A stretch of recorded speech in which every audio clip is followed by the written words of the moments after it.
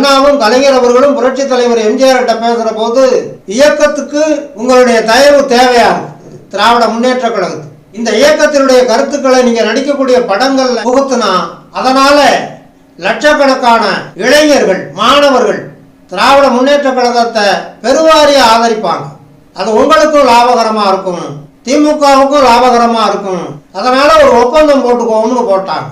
எங்களுடைய இயக்கத்துல உங்களுடைய தொழிலை நாங்க ப்ரமோட் பண்றோம், அதே மாதிரி எங்களுடைய இயக்கத்தினுடைய கருத்துக்களை நீங்க ப்ரமோட் பண்ணணும் திரைப்படங்கள் மூலமா அப்படின்னு ஒப்பந்தம் போட்டதா சொல்லுவாங்க.